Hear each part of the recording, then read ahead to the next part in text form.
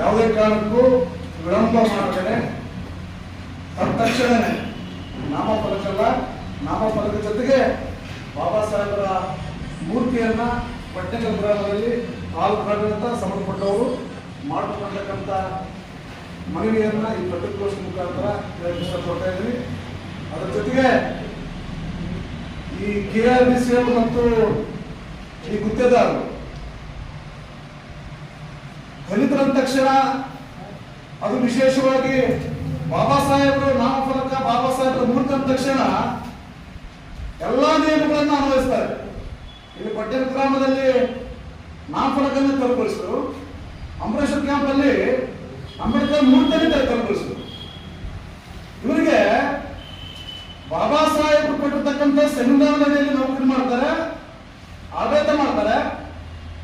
ಬಾಬಾ ಸಾಹೇಬ್ ಅಂದ ತಕ್ಷಣ ಇವರಿಗೆ ಎಲ್ಲೆಲ್ಲ ಕಾನೂನು ಜಾರಿ ತರ್ತಾರೆ. ಈ ಪತ್ರಿಕೋಷ್ಠಿ ಮುಖಾಂತರ ಸಂಬಂಧಪಟ್ಟ KRBC ಅಧಿಕಾರಿಗಳಿಗೆ, ಸಂಬಂಧಪಟ್ಟ ಗುತ್ತೇದಾರರಿಗೆ ನಾನು ಪ್ರಶ್ನೆ ಮಾಡಕ್ ಬಯಸ್ತಾ ಇದ್ದೀನಿ. ಬಾಬಾ ಸಾಹೇಬರ ಮೂರ್ತಿಯನ್ನ, ಬಾಬಾ ಸಾಹೇಬರ ನಾಮಫಲಕವನ್ನ ತೆರವುಗೊಳಿಸಲಿಕ್ಕೆ ತಾವು ತೋರಿಸ್ತಕ್ಕಂಥ ತರಾತುರಿ, ತಾವು ತೋರಿಸ್ತಕ್ಕಂಥ ನಿಯಮಗಳು ಬೇರೆ ಕಡೆ ಯಾಕೆ ತೋರಿಸಲ್ಲ? ನೀವು ನಿಮಗೆ ದಾಖಲಾತಿಗಳ ಸಮಿತಿಗೆ ಮಂಡನೆ ಮಾಡ್ತೀವಿ.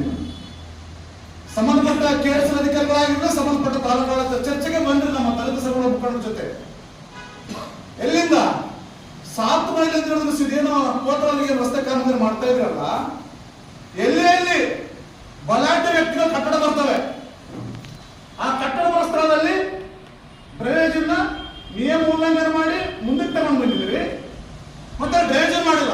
7 ಮೈಲಿ ತಗೊಳ್ರಿ. ಇಲ್ಲಿ ಕಪ್ಪಗಲ್ಲು ನಮ್ಮ ಮಂಟಲ್ ರಸ್ತೆ ಅಲ್ಲಿ ಬಿಲ್ಡಿಂಗ್ ಇದೆ. ಆ ಬಿಲ್ಡಿಂಗ್ ಹೋಗುತ್ತೆ ನಿಯಮ ಪ್ರಕಾರ ಹೋದ್ರೆ ಆ ಬಿಲ್ಡಿಂಗ್ ಯಾವ ಇರಲ್ಲ. ಆ ಬಿಲ್ಡಿಂಗ್ ಉಳಿದಕ್ಕೋಸ್ಕರ ಬಲಾಢ್ಯ ವ್ಯಕ್ತಿಗಳ ಕಟ್ಟಡ ಉಳಿಸೋಕ್ಕೋಸ್ಕರ ನೀವು ನಿಯಮ ಉಲ್ಲಂಘನೆ ಮಾಡಿ ರಸ್ತೆಯನ್ನು ಮುಂದಕ್ಕೆ ತಗೊಂತೀರಿ. ಅಲ್ಲಿ ಪಾಪ ನಮ್ಮ ದಲಿತರು ಪೂಜೆ ಮಾಡ್ತಕ್ಕಂಥ ಬಾಬಾ ಸಾಹೇಬರ ನಾಮಫಲಕ ಹಾಕಿದ್ರೆ ನಿಮ್ದೇನು ಬಂಟು ಅಂತ ಒಂದೆರಡು ಮುಂಚೆ ಅಂತ ತೆಗೆದುಕೊಂಡಿದ್ರೆ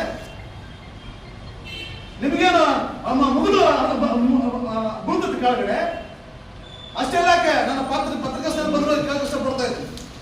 ಇವರಿಗೆ ತಮಗೆ ಬಲಾಢ್ಯ ವ್ಯಕ್ತಿಗಳ ಕಟ್ಟಡ ಇಂಪಾರ್ಟೆಂಟ್, ಬಲಾಢ್ಯ ವ್ಯಕ್ತಿಗಳ ಆಸ್ತಿ ಇಂಪಾರ್ಟೆಂಟ್.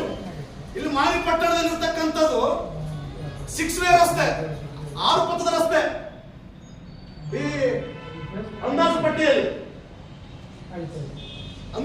ಇರ್ತಕ್ಕಂಥದ್ದು 6 ಪಥದ ರಸ್ತೆ. ನೀವು ಮಾಡ್ತಕ್ಕಂಥದ್ದು 4 ಪಥದ ರಸ್ತೆ. ಯಾಕೆ 4 ಪಥದ ರಸ್ತೆ ಮಾಡ್ತಾ ಇದ್ರಿ? ಯಾವ ಉದ್ದೇಶಕ್ಕೋಸ್ಕರ ಮಾಡ್ತಾ ಇದ್ರಿ? ಯಾಕೆಂತಂದ್ರೆ ಬಲಾಢ್ಯ ವ್ಯಾಪಾರಸ್ಥರ ಕಟ್ಟಡಗಳಿದಾವೆ, ಬಲಾಢ್ಯ ರಾಜಕಾರಣಿಗಳ ಕಟ್ಟಡಗಳಿದಾವೆ. ಆ ಕಟ್ಟಡಗಳು ತೆರವುಗೊಳಿಸಕ್ಕೆ ಭಯ ಆಗುತ್ತೆ. ಹಾಗಾಗಿ ನೀವೇನ್ ಮಾಡ್ತಾ ಇದ್ರಿ? 4 ಪಥದ ರಸ್ತೆ ಮಾಡ್ತಾ ಇದ್ರಿ. ನಿಯಮಬಾಹಿರವಾಗಿ ಅಂದಾಜು ಪಟ್ಟಿಯಲ್ಲಿ 6 ಪಥದ ರಸ್ತೆ ಇದೆ. ಅಂದಾಜು ಪಟ್ಟಿಯಲ್ಲಿ 6 ಪಥದ ರಸ್ತೆ ಇದೆ. ನೀವು ಮಾಡ್ತಕ್ಕಂಥದ್ದು 4 ಪಥದ ರಸ್ತೆ. ಈ ಬಲಾಢ್ಯ ರಾಜಕಾರಣಿಗಳ ಕಟ್ಟಡ ಉಳಿಸೋಕ್ಕೋಸ್ಕರ, ವ್ಯಾಪಾರಸ್ಥರ ಕಟ್ಟಡ ಉಳಿಸೋಕ್ಕೋಸ್ಕರ ಜನರಿಗೆ ತೊಂದರೆ ಕೊಡ್ತೀರಿ. ಆದ್ರೆ ಬಾಬಾ ಸಾಹೇಬರ ನಾಮಫಲಕ, ಬಾಬಾ ಸಾಹೇಬರ ಮೂರ್ತಿ ನಿಮಗೆ 2 ಇಂಚು ಬಂದ್ರೆ, 2 ಫೀಟ್ ಬಂದ್ರೆ ಅದನ್ನು ತೆರವುಗೊಳಿಸ್ತೀರಿ. ಯಾವ ನ್ಯಾಯ? ಅಂದ್ರೆ ಬಡವರಿಗೊಂದು ಕಾನೂನು, ದಲಿತರಿಗೊಂದು ಕಾನೂನು, ಬಾಬಾ ಸಾಹೇಬರಿಗೊಂದು ಕಾನೂನು ಇದೆನಾ?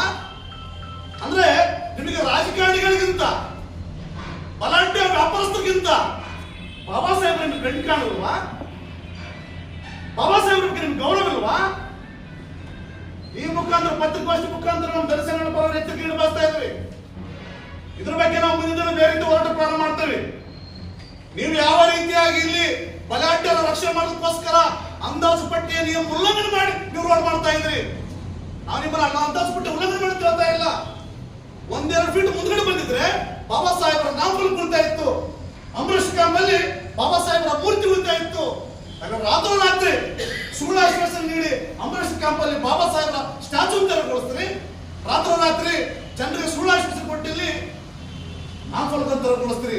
ಈ ನಿಮ್ಮ ದ್ವಂದ್ವ ನೀತಿ, ನಿಮ್ಮ ಬಲಾಢ್ಯ ರಾಜಕಾರಣ ಬರೆದಿರ್ತಕ್ಕಂಥ ಕೆಲಸ ಕೈಬಿಟ್ಟು ನಮ್ಮ ಬಾಬಾ ಸಾಹೇಬರ ನಾಮಫಲಕ, ಬಾಬಾ ಸಾಹೇಬರ ಮೂರ್ತಿಯನ್ನ ಅನಾವರಣಗೊಳಿಸ ಹೋದ್ರೆ ನಮ್ಮ ದಲಿತ ಸಂಘಟನೆ ನಿರ್ಧಾರ ಮಾಡಿದಂತೆ ಉಗ್ರವಾದ ಪ್ರತಿಭಟನೆ ಮಾಡಬೇಕಾಗುತ್ತೆ. ಈ ಪ್ರತಿಭಟನೆ ಕಾವು ಏನಾದ್ರು ಹೆಚ್ಚು ಕಡಿಮೆ ಆದ್ರೆ KRBC ಮೇಲಧಿಕಾರಿಗಳು, ತಾಲೂಕಾಡಳಿತ, ಜಿಲ್ಲಾಡಳಿತ ಕಾಣ್ಕೊಳ್ತಾ ಮಾತನ್ನ ಎಚ್ಚರಿಕೆಯನ್ನು ನೀಡ ಬಯಸ್ತಾ ಇದ್ದಾರೆ. ತುಂಬಾ ಧನ್ಯವಾದ.